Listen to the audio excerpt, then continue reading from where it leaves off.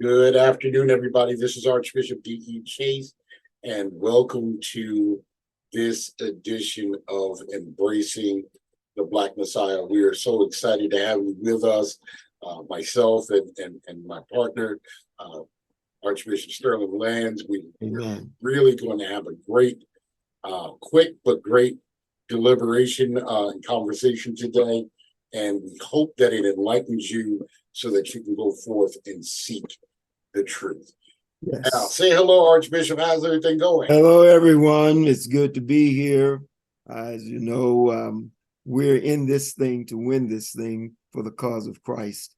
So we can't back down. We've come too far by faith. You're going to start getting me to sing. Don't. Well, Archbishop, let's jump right into it. We had this situation with advanced education, theological education here in the United States and abroad. But do you think that our seminaries are fixated on Eurocentric divinity more so than truth? I honestly believe that the Western Bible colleges, Bible schools, and seminaries are presenting what they have been presented, that they've been trained in by scholars that have long gone, and those scholars presented the Bible and all that is associated with the Word of God in Eurocentric wear, in Eurocentric clothing, and Eurocentric conditioning, and Eurocentric typology, so that what they're doing, some of them are conscious, some of them are unconscious, but they're selling for truth that which is a lie. So yes, they're fixated on it. There's no doubt about that. Now, so they're fixated on Eurocentric divinity, which would instill the very big disconnect that African people of African descent in this country and abroad have towards their view of the deity. So how do seminaries react to that? How should they react to that? What should the seminaries be teaching today that would bring us out of that Eurocentric divinity and bring it into true divinity? Well, the bottom line to me is that I don't think that they're able to teach anything but what they teach, because they've not yet been enlightened themselves. And so it will probably take a miraculous act for the seminaries, particularly those who are well known, and the schools of Bible across this country, across Canada, across Great Britain, and all of the European nations, to do anything but what they're already doing. They don't have a desire because they don't see anything wrong with what they're doing. So it's very difficult to get a person to change their ways if they can't see that their ways are wrong or incorrect or inaccurate. When you don't know that you don't know that you don't know, then it's almost impossible, and I say almost, to get you to change your ways. Now that creates a conundrum, because I believe that they do know, and that why would they turn towards that which they know is right when that which they know is wrong has been so beneficial to their prosperity? Well, I think you got a lot going on in what you've just said, because let's just flip it over and say that they do know.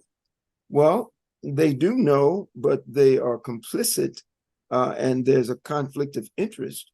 If they turn around and say that it should be more Afrocentric, then suddenly, for a period of time, and I don't have any idea how long, you're going to lose a vast amount of finances that are coming into the door. But more importantly, you're going to lose your perspective, as is held by the people, that you are a dominant group of people. Racial superiority and white dominance is a mindset. And so that mindset may very well know how wrong it is, but they have the power and the authority right now to press forth the wrong as if it's truth. Now, and I agree with you. It would actually be counterproductive for their preservation. That's right. To embrace and to teach that which we know is true. Absolutely. But let's turn our focus now, if we could, to our churches.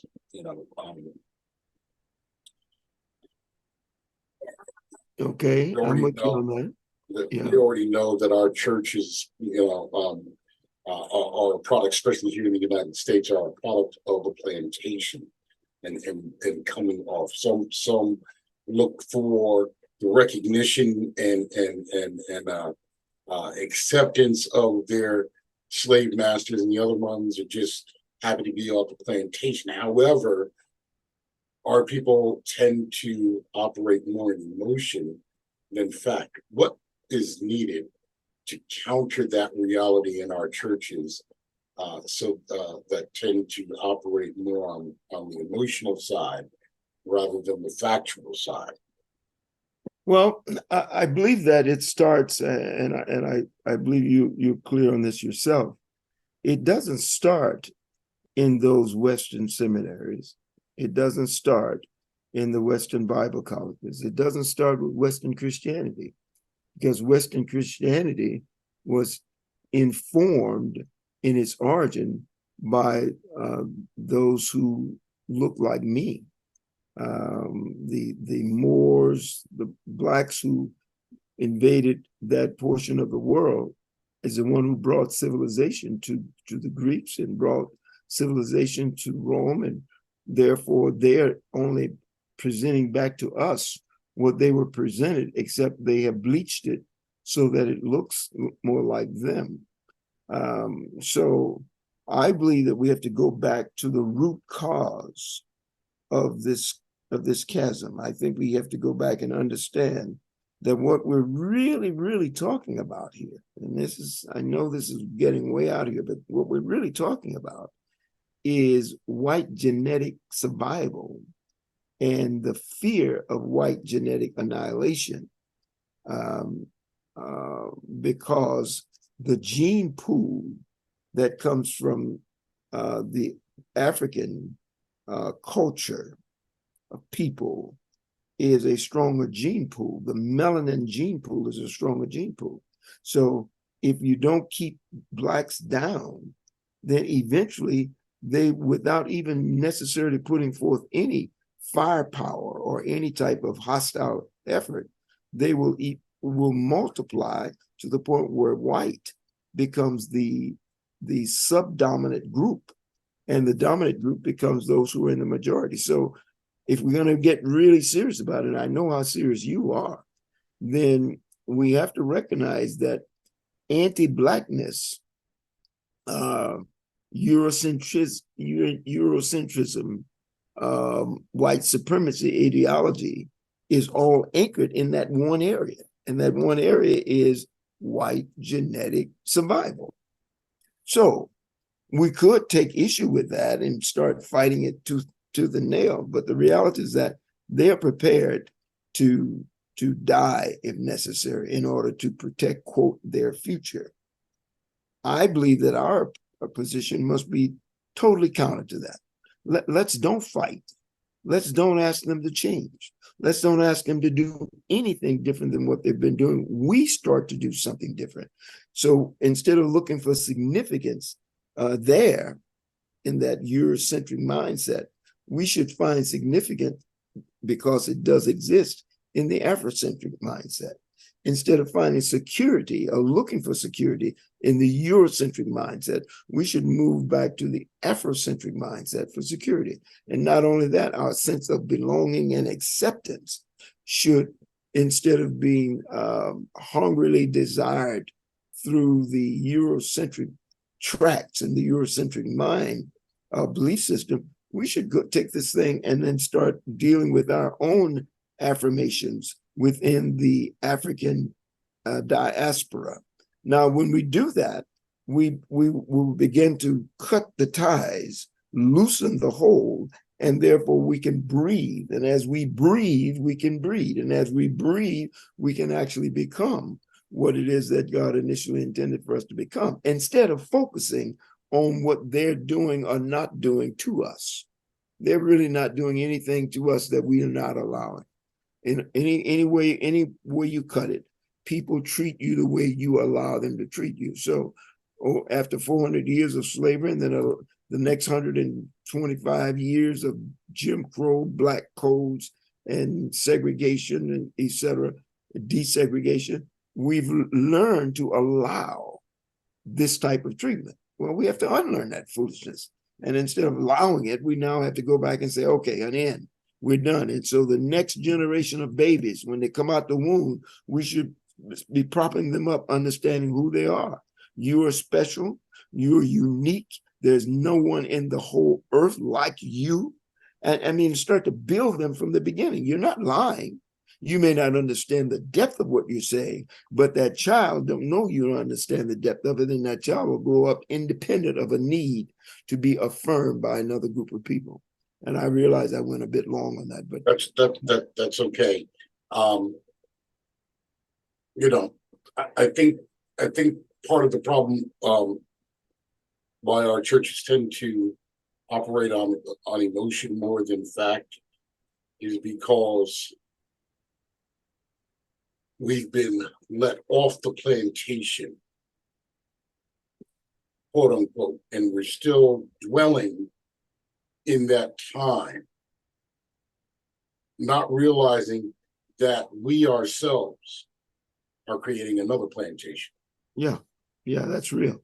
And so when we have religious leaders in the Black community who are void of true understanding of the Afrocentric hermeneutics and roots of the faith, then we have severe problems.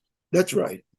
Now, can we pinpoint any institutions that are teaching, promoting Afrocentric theology? I can't necessarily pinpoint an institution other than the Metropolitan Christian University, which I'm pleased to have gotten a degree from. I can't really pinpoint any other school or organized institution for higher learning that has made that a primary objective. I know of many instances where individuals within an operation may be working tirelessly to raise the issue and to raise the consciousness. But as far as the entire school is concerned, I just don't think that there are any. I don't even know that there are any Black institutions that are focused on these issues, to be honest with you. And I'm a graduate of a Southwest Athletic Conference school down in the South. So, and it was all Black when I was there. Yet in that, we did a whole bunch in the movement, but there wasn't a collective consciousness about raising up the next generation so that they could be free of the chains that have been placed around our minds. You think that the current HBCUs are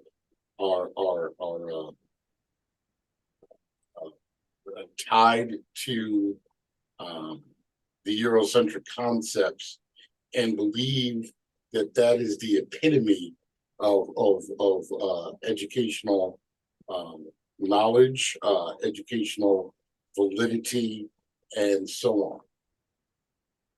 I think that they're tied to the dollar, and wherever the dollar comes from, they do obeisance to that. And right now, the dollar comes from the hands that are more Eurocentric than Afrocentric. So I think they play according to the piper, and they do what the piper says do. And I believe that it's been going on that way for so long that they no longer are able to tell the difference between what they really believe about themselves and what they're told to believe about themselves.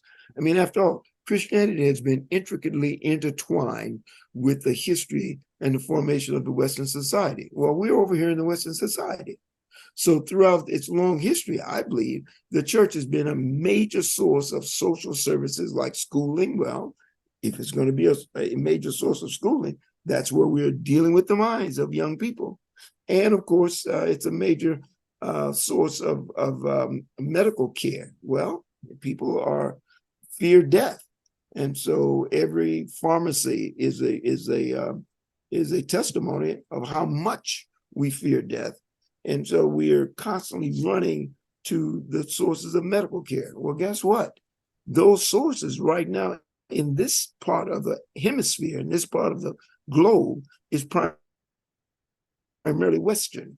So an inspiration for art is in the hands of the Western culture. Yeah, we have some small conclaves, but the reality is that the icons that we see, the heavenly pictures that we see, which is all, by the way, against the word of God. But the fact that these things exist, the angels, all angels are not angels if they're not little white puffy things that are with little bitty wings flying around with a heart or a bow or something. So, and I know it's a bit comical, but what I'm saying is that the institutions that control that type of thing, those institutions also control the minds of those who have to be dependent upon them. So until we're able to crack through the dependency, until we're able to crack through the victimization mindset where we are victims and so our hands are out because we need your help, even though we know you're victimize us, until we can break through that, we're going to be faced with this foolishness for the next, I don't know, 100 years or so. That's a sad testimony. Yeah, it is. And I don't like the idea that I just said it, but the reality is still a reality. Now we're going to get ready to close this this program out. We encourage you to catch up with us on Thursday for the remnant. Archbishop, do you have any parting words for today? No, I've said everything I want to say for today, but we want to get back into it. But look, we'd like to hear from you. We'd like to hear from you. You know, let us know your questions and get to us with your concerns. In other words, talk back to us. Yes. Remember to like, share, and subscribe. Please do comment. Please do comment. However, please understand this. We understand people who are very ultra-religious and want to use a term that is a Greco-Latin term in order to contradict what we are saying. Okay. My first and foremost suggestions to those type of people is to first, before you come to us with that, do your research. Know what you're talking about. Okay. And then know how the religion has been used in order to suppress a certain group of people. With that said, I'm Archbishop Chase. This has been Embracing the Black Messiah, and we will see you all next week, same time, same place. God bless you.